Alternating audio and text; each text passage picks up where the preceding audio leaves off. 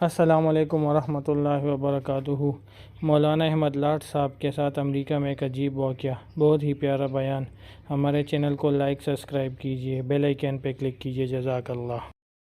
ایک مرتبہ ہم امریکہ میں تھے تو ایک ساتھی بیچارہ وہ ٹیکسی میں لیموزین چلاتا تھا، وہ آتی نا ایک لمبی سی گاڑی لیموزین، تو وہ آیا ہماری جس مسجد میں ہم تھے، کہ مول صاحب میری تمنا ہے کہ آپ میری گاڑی میں بیٹھو۔ میں کہا ہم تو بھائی سب جگہ بیٹھ گئے، بیل گاڑی میں ہمارا تو بیٹھنا بھی برابر ہے اور لیموزین میں بیٹھنا بھی، ہم تو سب برابر سمجھتے ہیں۔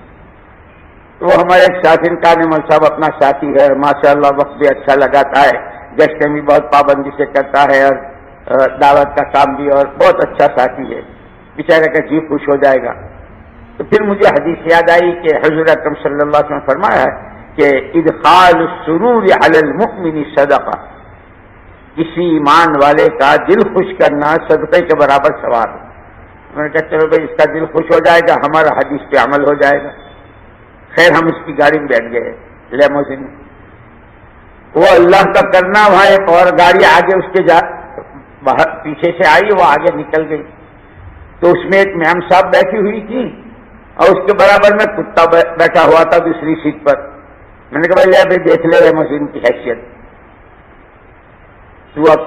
تو ہمیں لیموزین میں بٹھانے کو اپنا وہ سمجھ رہا ہے کہ تمہارے امریکہ میں تو لیموزین میں کتے بھی بیٹھتے ہیں، تو کتا لیموزین میں بیٹھنے سے آدمی ہو گیا؟ اور اللہ کا کرنا، تو اسی وقت میں پھر وہاں سے، وہ تو میامی کا قصہ ہے، پھر وہاں سے ہمارا نیو یارک جانا ہوا۔ تو نیو یارک میں مغرب کے بعد بیٹھے ہوئے تھے اور آپس میں ساتھی مشورہ کر رہے تھے بھائی امور وغیرہ طے کریں، بیان کس کا ہوگا، جشن میں کون جائے گا، اعلان کون کرے گا، اس طرح کی۔ تو ایک ساتھی آیا جب مشورے سے، آج کی خبر سنی؟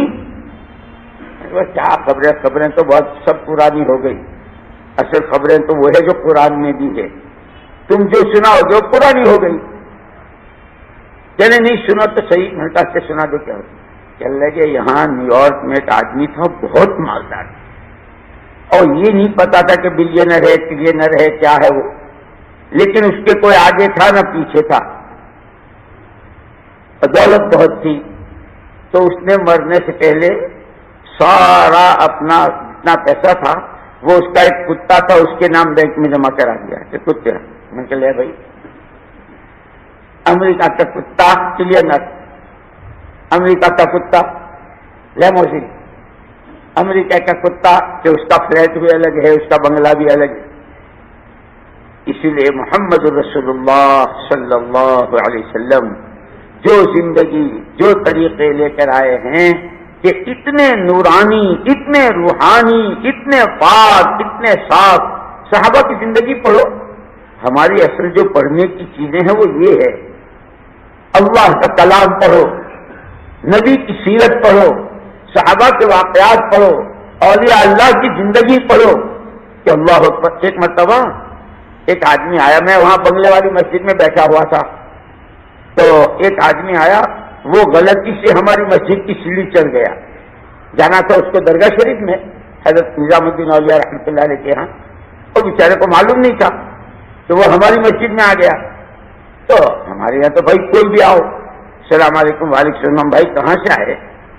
کہ فلاں جگہ سے آیا ہوں۔ کیسے آئے؟ جب آدمی کوئی کسی کے یہاں جاتا ہے تو پوچھتا ہے کہ بھائی کیوں آئے ہو، کیسے آئے ہو؟ تو ہم نے ان سے پوچھا، تو انہوں نے کہا کہ خواجہ صاحب کے در پر آیا ہوں۔ میں نے کہا واہ واہ واہ واہ واہ واہ۔ تو میں نے کہا تھوڑی دیر بیٹھ جاؤ۔ میں نے بیٹھ کے کہا، پہلے تو میں نے اس کو غصہ دلایا، میں نے ایسی باتیں کہی حضرت خواجہ صاحب کی شان میں، تو کوئی بھی آدمی نامرد ہو تو مرد ہو جائے اور اس کا غصہ آ جائے۔ میں تو خواجہ صاحب کے یہاں کیا جاتے ہو تم؟ وہاں جاتے کیا کرو گے؟ وہ تو نماز بھی نہیں پڑھتے تھے، ان کی تو داڑھی بھی نہیں تھی۔ مولوی صاحب کیا بولتا ہے، اتنی گستاخی کرتا ہے۔ تو میں نے کہا تو اگر جائے گا تو نماز پڑھتا ہے کہ نہیں؟ میں لات ماریں گے تجھے وہاں سے اندر لیٹے لیٹے۔ تب وقت آیا میرے در پہ، میں کیا کروں کیا کروں؟ میں نے کہا جی جاتے ہم بھی ہیں خواجہ صاحب کے ہاں، لیکن ہم ایسے وقت میں جاتے ہیں کہ وہاں سناٹا ہوتا ہے، اپنا فاتحہ درود جو کچھ کرنا ہوتا ہے اِشارے صاحب وغیرہ کر کے آ جاتے ہیں۔ اب تو جا، لیکن یہ عہد کر کے آنا کہ خواجہ صاحب آج تک بہت غلطی ہو گئی، توبہ توبہ توبہ، جس نماز کو اللہ کے نبی نے اپنی آنکھوں کی ٹھنڈک بتائی، اور آپ نے تو ہم کو یہی نماز کلمہ کا راستہ بتایا تھا، ہم کہتے ہم آپ کے غلام، آپ کے ایسے آپ کے ایسے، تو میرا منہ تو ہے نہیں کہ آپ کے قدموں کے سامنے کھڑا، آپ کے قدموں میں کھڑا ہوں، لیکن میں توبہ کرتا ہوں اب تک آئندہ کبھی نماز نہیں چھوڑوں گا۔ اولئک کالانعام بل ہم اضل، بلکہ ایک موقع پر تو قرآن نے اتنا شاندار طریقے سے ہماری رہبری کی ہے، والعادیات ضبحا فالموریات قدحا فالمغیرات صبحا فأثرن به نقعا فوسطن به جمعا ان الانسان لربه لکنود۔ یہ ان الانسان لربه لکنود سے پہلے جو ہے وہ ساری اللہ نے قسمیں کھائی ہے۔ اب کس کی قسمیں کھائی ہے؟ اللہ کے راستے کی محنت کرنے والے کے گھوڑے کی چال کی قسمیں، کہ ان کے ہاں اس گھوڑے کی چال اتنی محبوب ہے جس کی پشت پر بیٹھ کر آدمی یہ چاہتا ہے لتکون کلمۃ اللہ ہی العلیٰ، اللہ کا کلمہ بلند ہو جائے، ہر ایک کا رجوع اللہ کی طرف ہو جائے۔ اس گھوڑے کی چال کی، اس کی ٹاپوں میں سے نکلنے والی چنگاریوں کی، اس کی وفاداری کی، یہ ساری قسمیں کھا کر کے پھر انسان کو سمجھایا کہ وہ تو جانور ہے لیکن اتنا وفادار ہے۔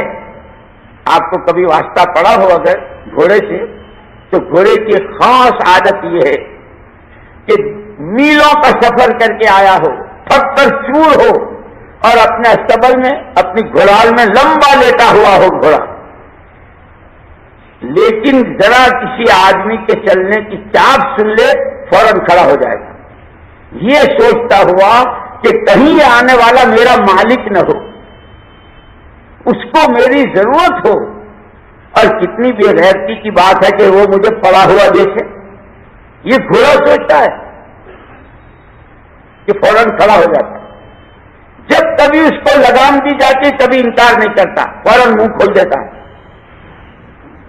اور جب اس کی پیٹھ پر آدمی بیٹھ جاتا ہے لگام ہاتھ میں لے لیتا ہے، جب تک اشارہ نہ کرے چلنے کا، چاہے گھنٹہ بیٹھا رہے چلے گا نہیں، اور اشارہ کرے تو پھر رکتا نہیں کہ آدمی ذرا سوچ تو صحیح ہے، تجھے کس نے آنکھیں دی، تجھے کس نے زبان دی، کہ گھوڑے پر بھی لگام ہے، تیری زبان پر کوئی لگام نہیں، نظروں پہ کوئی لگام نہیں، تیرے قدموں پہ کوئی لگام نہیں، کمائیوں پہ کوئی لگام نہیں، شادیوں پہ کوئی لگام نہیں، کہ تمہیں تو محمد صلی اللہ علیہ وسلم نے مقید بنایا ہے۔